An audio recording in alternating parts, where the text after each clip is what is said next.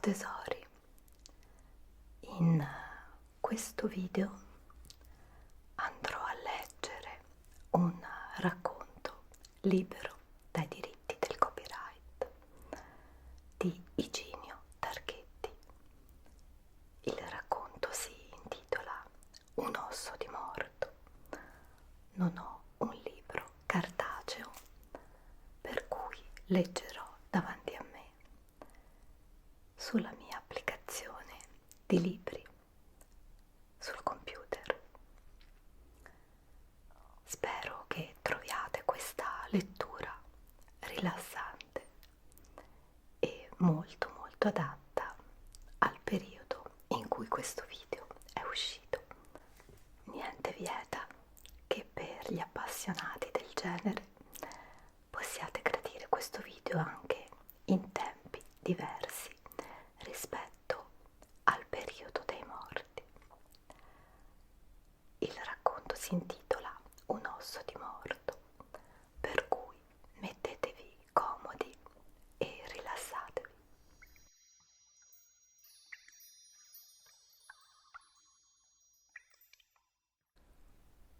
Lascio a chi mi legge l'apprezzamento del fatto inesplicabile che sto per raccontare. Nel 1855, domiciliatomi a Pavia, m'era dato allo studio del disegno in una scuola privata di quella città e dopo alcuni mesi di soggiorno avevo stretto relazione con un certo Federico M, che era professore di patologia e di clinica per l'insegnamento universitario e che morì di apoplessia fulminante pochi mesi dopo che lo aveva conosciuto. Era un uomo amatissimo delle scienze e della sua in particolare. Aveva virtù e doti di mente non comuni, se non che, come tutti gli anatomisti ed i clinici in genere, era scettico profondamente e inguaribilmente. Lo era per convinzione, né io potei mai indurlo alle mie credenze, per quanto mi vi adoprassi nelle discussioni appassionate e calorose che avevamo oggigiorno a questo riguardo. Non di meno, e piacemi rendere questa giustizia alla sua memoria, egli si era mostrato sempre tollerante di quelle convinzioni che non erano le sue, ed io e quanti li conobbero abbiamo serbato la più cara rimembranza di lui. Pochi giorni prima della sua morte, egli mi aveva consigliato di assistere alle sue lezioni di anatomia, adducendo che ne avrei tratte non poche cognizioni giovevoli alla mia arte del disegno. Acconsentì, benché repugnante, spinto dalla vanità di parergli meno pauroso che il non fossi. Lo richiesi di alcune ossa umane che egli mi diede e che io collocai sul caminetto della mia stanza. Con la morte di lui io aveva cessato frequentare il corso anatomico e più tardi aveva anche desistito dallo studio del disegno. Non di meno aveva conservato ancora per molti anni quelle ossa che l'abitudine di vederle me le aveva rese quasi indifferenti, e non sono più di pochi mesi che, colto da subite paure, mi risolsi a seppellirle, non trattenendo presso di me che una semplice rotella di ginocchio. Questo ossicino sferico e liscio, che per la sua forma e per la sua piccolezza io aveva destinato fin dal primo istante che l'ebbi a compiere l'ufficio d'un premicarte, come quello che non mi richiamava alcuna idea spaventosa, si trovava già collocato da 11 anni sul mio tavolino, allorché ne fui privato nel modo inesplicabile che sto per raccontare. Aveva conosciuto a Milano nella scorsa primavera un magnetizzatore assai noto tra gli amatori di spiritismo e aveva fatto istanze per essere ammesso ad una delle sue sedute spiritiche. Ricevetti poco dopo invito di recarmivi e vi andai agitato da prevenzioni sì tristi che più volte lungo la via era stato quasi in procinto di rinunciarvi. L'insistenza del mio amor proprio mi vi aveva spinto, mio malgrado, sorprendenti a cui assistetti. Basterà di dire che io fui sì meravigliato delle risposte che ascoltammo da alcuni spiriti, e la mia mente fu sì colpita da quei prodigi che, superato ogni temore, concepii il desiderio di chiamarne uno di mia conoscenza e rivolgergli io stesso alcune domande che aveva già meditate e discusse nella mia mente. Manifestata questa volontà, venne introdotto in un gabinetto appartato, ove fui lasciato solo, e poiché l'impazienza e il desiderio di invocare molti spiriti a un tempo mi rendevano titubante sulla scelta, ed era mio disegno di interrogare lo spirito invocato sul destino umano e sulla spiritualità della nostra natura, mi venne in memoria il dottor Federico M., col quale, vivente, aveva avuto delle vive discussioni su questo argomento, e deliberai di chiamarlo. Fatta questa scelta, mi sedetti a un tavolino, disposi innanzi a me un foglietto di carta, intinsi la penna nel calamaio e mi posi in atteggiamento di scrivere, e concentratomi per quanto era possibile in quel pensiero e raccolta tutta la mia potenza di volizione e direttala a quello scopo, attesi che lo spirito del dottore venisse. Non attesi lungamente. Dopo alcuni minuti di indugio mi accorsi, per sensazioni nuove e inesplicabili, che io non era più solo nella stanza. Sentii per così dire la sua presenza, e prima che avessi saputo risolvermi a formulare una domanda, la mia mano agitata e convulsa, mossa come da una forza estranea alla mia volontà, scrisse, me inconsapevole, queste parole: sono a voi. Mi avete chiamato in un momento in cui delle invocazioni più esigenti mi impedivano di venire. Né potrò trattenermi ora qui, né rispondere alle interrogazioni che avete deliberato di farmi.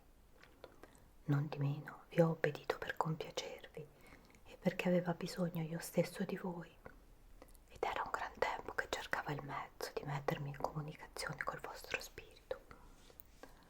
Durante la mia vita mortale vi ho date alcune ossa che aveva sottratte al gabinetto anatomico di Pavia, e tra le quali vi era una rotella di ginocchio che ha appartenuto al corpo di un ex inserviente dell'università che si chiamava Pietro Mariani, e di cui io aveva sezionato arbitrariamente il cadavere.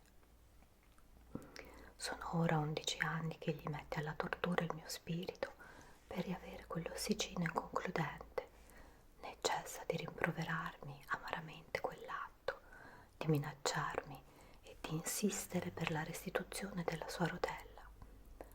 Ve ne scongiuro per la memoria forse non ingrata che avrete serbato di me. Se voi la conservate tuttora, restituitegliela, scioglietemi da questo debito tormentoso. Io farò venire a voi in questo momento lo spirito del Mariani. Rispondete. Atterrito da quella rivelazione, io risposi che conservava di fatto quella sciagurata rotella e che era felice di poterla restituire al suo proprietario legittimo, che non vessendo altra via mandasse da me il Mariani. Ciò detto, o dirò meglio, pensato, sentii la mia persona come alleggerita, il mio braccio più libero, la mia mano non più ingranchita come dianzi, e compresi in una parola che lo spirito del dottore era partito.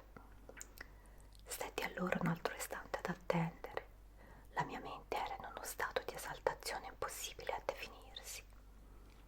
In capo ad alcuni minuti riprovai gli stessi fenomeni di prima, benché meno intensi, e la mia mano, trascinata dalla volontà dello spirito, scrisse queste altre parole: lo spirito di Pietro Mariani, ex inserviente dell'Università di Pavia, è innanzi a voi e reclama la rotella del suo ginocchio sinistro, che ritenete indebitamente da 11 anni. Rispondete. Questo linguaggio era più conciso e più energico di quello del dottore. Io replicai allo spirito: io sono dispostissimo a restituire a Pietro Mariani la rotella del suo ginocchio sinistro, e lo prego anzi a perdonarmene la detenzione illegale. Desidero però di conoscere come potrò effettuare la restituzione che mi è stata domandata. Allora la mia mano tornò a scrivere. Pietro Mariani, ex inserviente dell'Università di Pavia, verrà a riprendere egli stesso la sua rotella.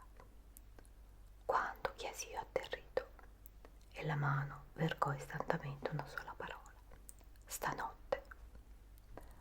Annichilito da quella notizia, coperto di un sudore cadaverico, io mi affrettai ad esclamare mutando tono di voce e ad un tratto: per carità, vi scongiuro, non vi disturbate, manderò io stesso.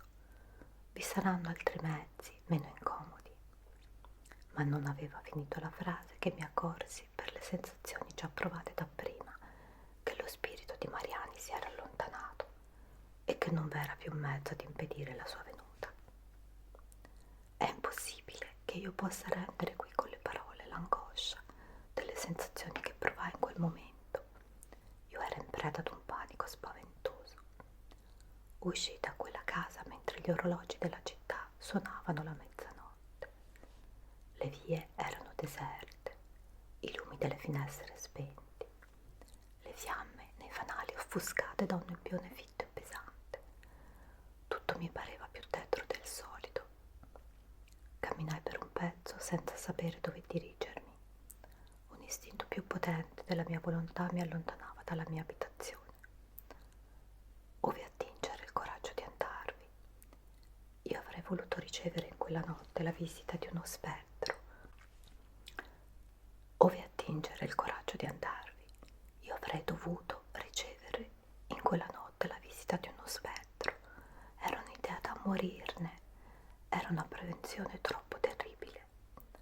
Volle allora il caso che, aggirandomi non so più per qual via, mi trovassi di fronte a una bettola su cui vidi scritto a caratteri intagliati in un'impannata e illuminati da una fiamma interna: vini nazionali. E io dissi senz'altro a me stesso: entriamovi, è meglio così e non è un cattivo rimedio.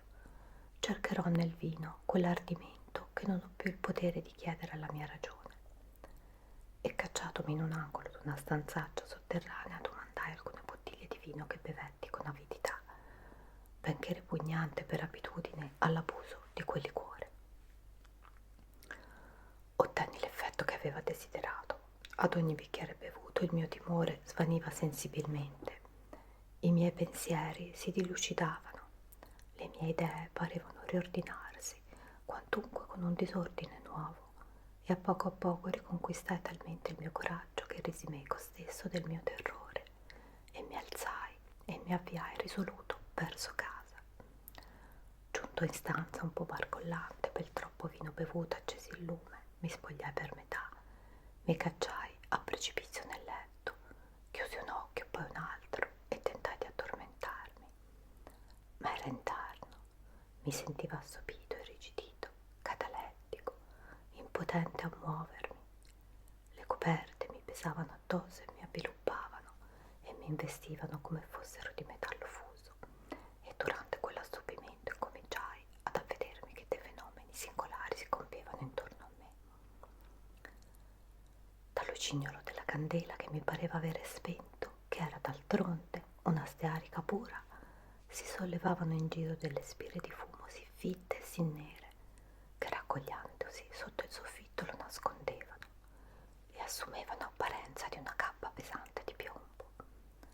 L'atmosfera della stanza era divenuta ad un tratto soffocante, era impregnata di un odore simile a quello che esala dalla carne viva brustolita. Le mie orecchie erano assordate da un brontolio incessante di cui non sapeva indovinare le cause, e la rotella che vedeva lì tra le mie carte pareva muoversi e girare sulla superficie del tavolo come in preda a convulsioni strane e violenti. Durai non so quanto tempo in quello stato. Io non potevo distogliere la mia attenzione da quella rotella, i miei sensi, le mie facoltà, le mie idee, tutto era concentrato in quella vista, tutto mi attraeva a lei. Io volevo sollevarmi, discendere dal letto, uscire, ma non mi era possibile, e la mia desolazione era giunta a tal grado che quasi non ebbe a provare alcun spavento, allorché dissipatosi a un tratto il fumo emanato dallo cignolo della candela, vidi sollevarsi la tenda dell'uscio e comparire il fantasma aspettato. Io non batteva palpebra. Avanzatosi fino alla metà della stanza si inchinò cortesemente e mi disse: «Io sono Pietro Mariani e vengo a riprendere come vi ho promesso la mia rotella». E poiché il terrore mi rendeva esitante a rispondergli, egli continuò con dolcezza: «Perdonerete se ho dovuto disturbarvi nel colmo della notte in quest'ora. Capisco là che è una ora incomoda, ma...» «Oh, è nulla», lo interruppi, rassicurato da tanta cortesia. «Io vi debbo anzi ringraziare della vostra visita. Mi terrò sempre onorato di ricevervi nella mia casa». «Ve ne son grato», disse lo spettro, «ma desidero ad ogni modo giustificarmi dell'insistenza con cui ho reclamato la mia rotella sia presso di voi, sia presso l'egregio dottore dal quale l'avete ricevuta. Osservate». E così dicendo sollevò un lembo del lenzuolo bianco in cui era avviluppato e, mostrandomi lo stinco della gamba sinistra legato al femore per mancanza della rotella, con un nastro nero passato 2 o 3 volte nell'apertura della fibula, fece alcuni passi per la stanza, onde farmi conoscere che l'assenza di quell'osso gli impediva di camminare liberamente. «Tolga il cielo», io dissi allora con accento d'uomo mortificato, «che il degno ex inserviente dell'Università di Pavia abbia a rimanere zoppicante per mia causa. Ecco la vostra rotella, là, sul tavolino, prendetela e accomodatela come potete al vostro ginocchio». Lo spettro si inchinò per la seconda volta in atto di ringraziamento. Si slegò il nastro che gli congiungeva il femore allo stinco, lo posò sul tavolino e, presa la rotella, incominciò ad adattarla alla gamba.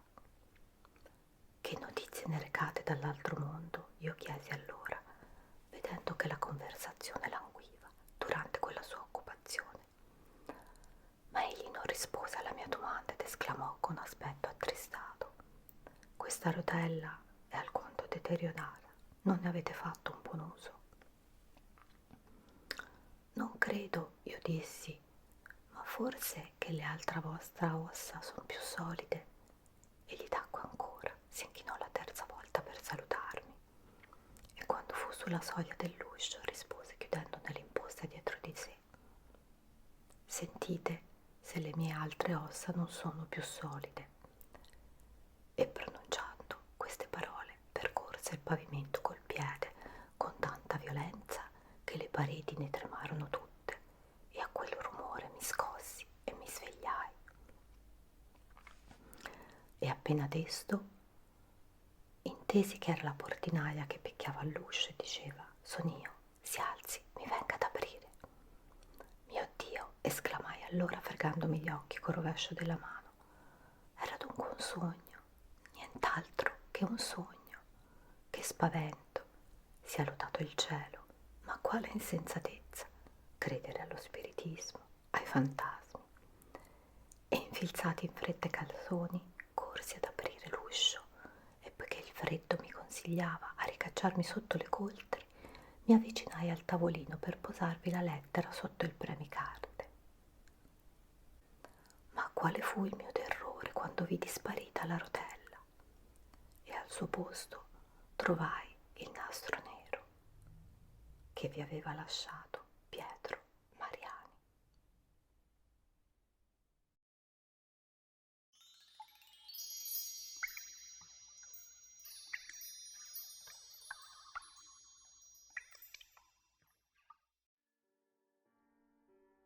Lascio a chi mi legge l'apprezzamento del fatto inesplicabile che sto per raccontare.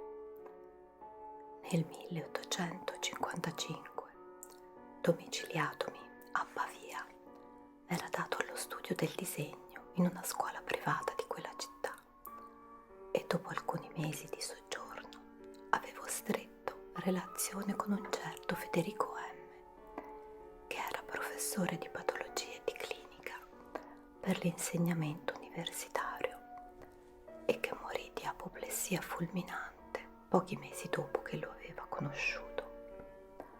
Era un uomo amatissimo delle scienze e della sua in particolare. Aveva virtù e doti di mente non comuni, se non che, come tutti gli anatomisti ed i clinici in genere, era scettico profondamente e inguaribilmente. Lo era per convinzione, né io potei mai indurlo alle mie credenze, per quanto mi vi adoprassi nelle discussioni appassionate e calorose che avevamo oggigiorno a questo riguardo. Non di meno, e piacemi rendere questa giustizia alla sua memoria, egli si era mostrato sempre tollerante di quelle convinzioni che non erano le sue, ed io e quanti li conobbero abbiamo serbato la più cara rimembranza di lui. Pochi giorni prima della sua morte, egli mi aveva consigliato di assistere alle sue lezioni di anatomia, adducendo che ne avrei tratte non poche cognizioni giovevoli alla mia arte del disegno. Acconsentì, benché repugnante, spinto dalla vanità di parergli meno pauroso che non fossi. Lo richiesi di alcune ossa umane che egli mi diede e che io collocai sul caminetto della mia stanza. Con la morte di lui io aveva cessato frequentare il corso anatomico e più tardi aveva anche desistito dallo studio del disegno. Non di meno aveva conservato ancora per molti anni quelle ossa che l'abitudine di vederle me le aveva rese quasi indifferenti, e non sono più di pochi mesi che, colto da subite paure, mi risolsi a seppellirle, non trattenendo presso di me che una semplice rodella di ginocchio. Questo ossicino sferico e liscio, che per la sua forma e per la sua piccolezza io aveva destinato fin dal primo istante che l'ebbi a compiere l'ufficio d'un premicarte, come quello che non mi richiamava alcuna idea spaventosa, si trovava già collocato da 11 anni sul mio tavolino, allorché ne fui privato nel modo inesplicabile che sto per raccontare. Aveva conosciuto a Milano nella scorsa primavera un magnetizzatore assai noto tra gli amatori di spiritismo e aveva fatto istanze per essere ammesso ad una delle sue sedute spiritiche. Ricevetti poco dopo invito di recarmi e vi andai agitato da prevenzioni sì tristi che più volte lungo la via era stato quasi in procinto di rinunciarvi. L'insistenza del mio amor proprio mi vi aveva spinto, mio malgrado. Non starò a discorrere qui delle invocazioni sorprendenti a cui assistetti, basterà di dire che io fui sì meravigliato delle risposte che ascoltammo da alcuni spiriti, e la mia mente fu sì colpita da quei prodigi che, superato ogni temore, concepii il desiderio di chiamarne uno di mia conoscenza e rivolgergli io stesso alcune domande che aveva già meditate e discusse nella mia mente. Manifestata questa volontà, venne introdotto in un gabinetto appartato, ove fui lasciato solo, e poiché l'impazienza e il desiderio di invocare molti spiriti a un tempo mi rendevano titubante sulla scelta, ed era mio disegno di interrogare lo spirito invocato sul destino umano e sulla spiritualità della nostra natura, mi venne in memoria il dottor Federico M., col quale, vivente, aveva avuto delle vive discussioni su questo argomento, e deliberai di chiamarlo. Fatta questa scelta mi sedetti a un tavolino, disposi innanzi a me un foglietto di carta, intinsi la penna nel calamaio e mi posi in atteggiamento di scrivere, e concentratomi per quanto era possibile in quel pensiero e raccolta tutta la mia potenza di volizione e direttala a quello scopo, attesi che lo spirito del dottore venisse. Non attesi lungamente. Dopo alcuni minuti di indugio mi accorsi, per sensazioni nuove e inesplicabili, che io non era più solo nella stanza. Sentii per così dire la sua presenza, e prima che avessi saputo risolvermi a formulare una domanda, la mia mano agitata e convulsa, mossa come da una forza estranea alla mia volontà,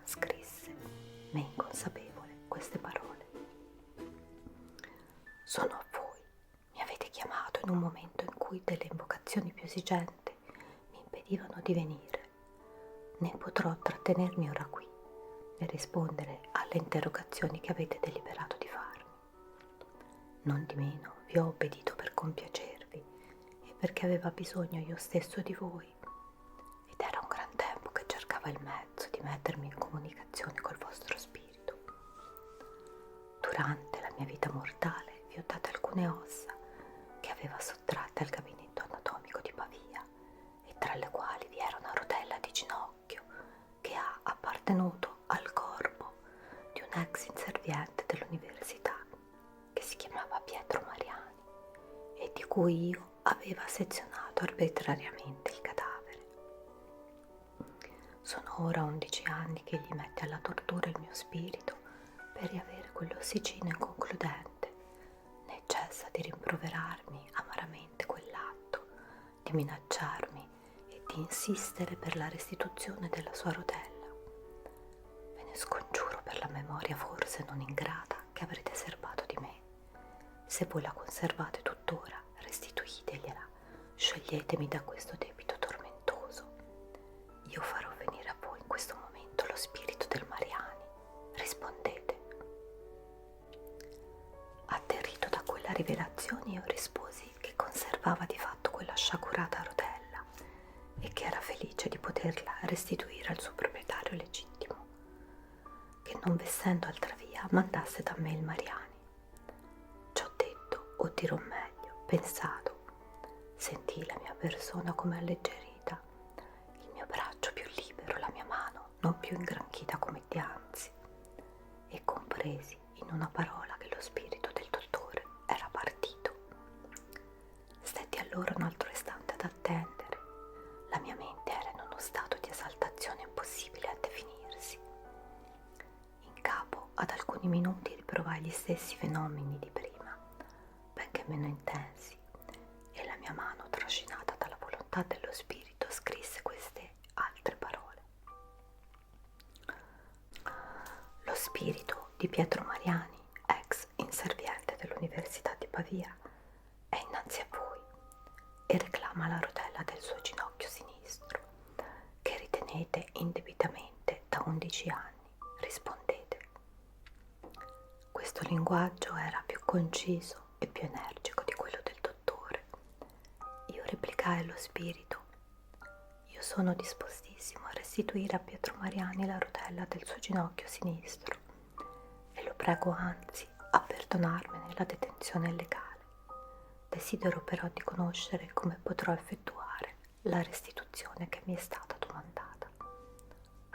Allora la mia mano tornò a scrivere: Pietro Mariani, ex inserviente dell'Università di Pavia, verrà a riprendere egli stesso la sua rotella.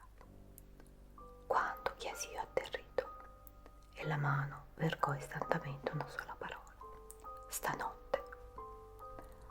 Annichilito da quella notizia, coperto di un sudore cadaverico, io mi affrettai ad esclamare mutando tono di voce e ad un tratto: per carità, vi scongiuro, non vi disturbate, manderò io stesso. Vi saranno altri mezzi meno incomodi. Ma non aveva finito la frase che mi accorsi, per le sensazioni già provate dapprima, che lo spirito di Mariani si era allontanato e che non v'era più mezzo ad impedire la sua venuta.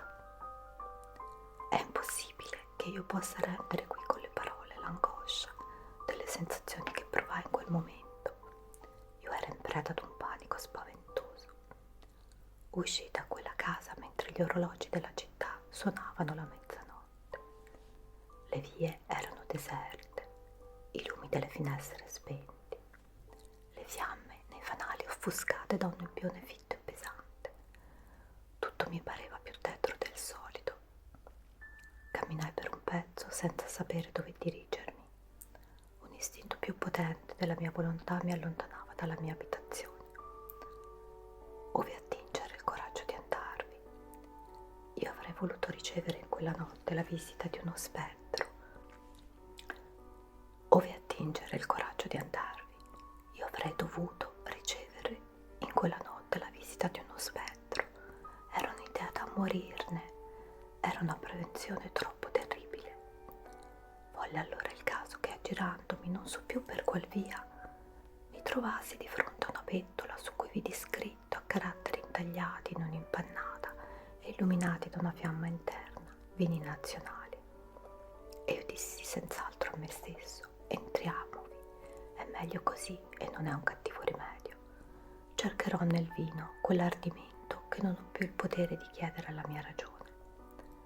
E cacciatomi in un angolo d'una stanzaccia sotterranea, domandai alcune bottiglie di vino che bevetti con avidità, benché ripugnante per abitudine all'abuso di quel liquore.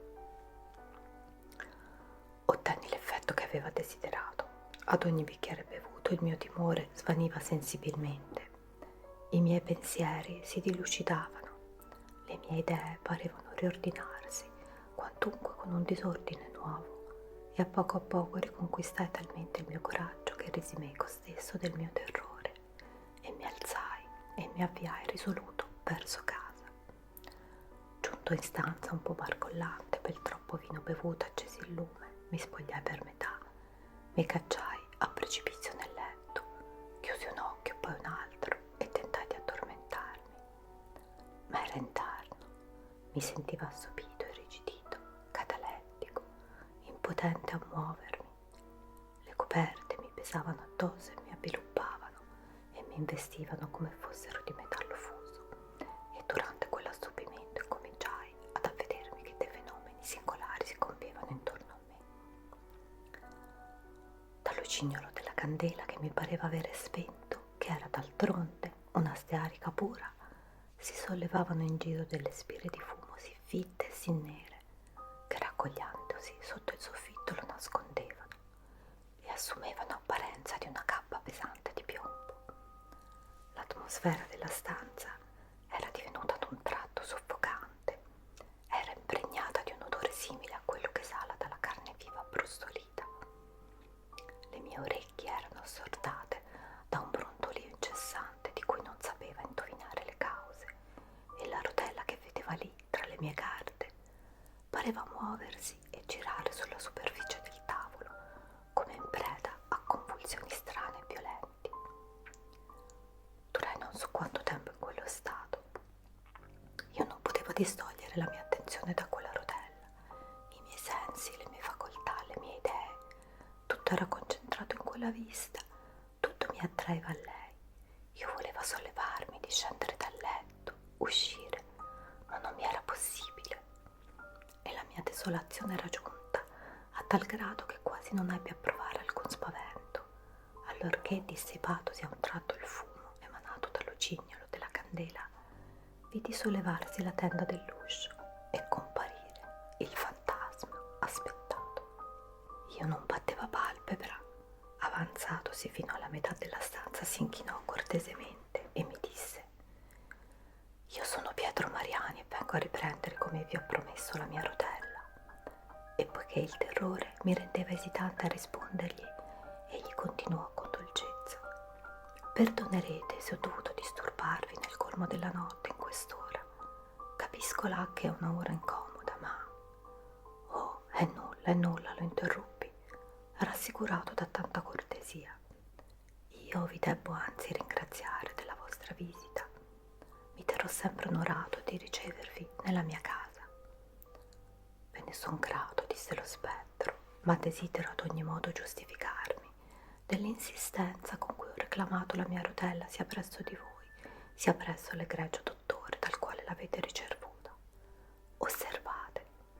E così dicendo sollevò un lembo del lenzuolo bianco in cui era avviluppato, e mostrandomi lo stinco della gamba sinistra legato al femore per mancanza della rotella, con un nastro nero passato 2 o 3 volte nell'apertura della fibula, fece alcuni passi per la stanza, onde farmi conoscere che l'assenza di quell'osso gli impediva di camminare liberamente.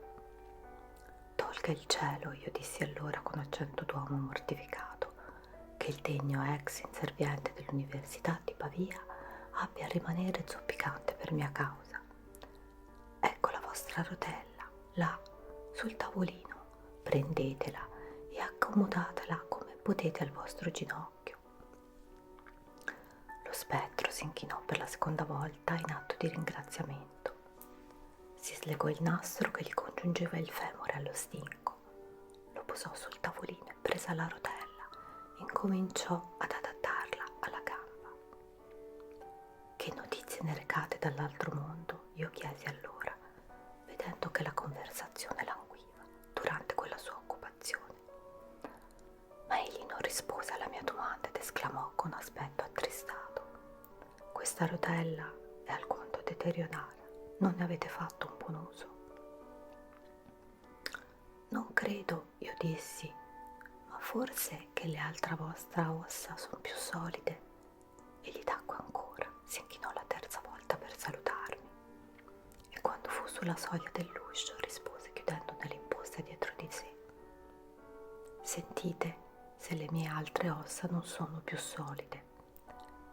E pronunciando queste parole percorse il pavimento col piede con tanta violenza che le pareti ne tremarono tutte e a quel rumore mi scossi e mi svegliai.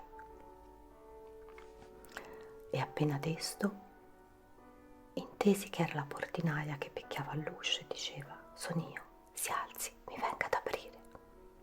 Mio Dio, esclamai allora fregandomi gli occhi col rovescio della mano. Era dunque un sogno, nient'altro che un sogno. Che spavento, sia lodato il cielo, ma quale insensatezza credere allo spiritismo, ai fantasmi. E infilzati in fretta i calzoni, corsi ad aprire l'uscio e poiché il freddo mi consigliava a ricacciarmi sotto le coltri, mi avvicinai al tavolino per posarvi la lettera sotto il premicarte. Ma quale fu il mio terrore quando vidi sparita la rotella e al suo posto trovai il nastro nero che vi aveva lasciato Pietro Mariani.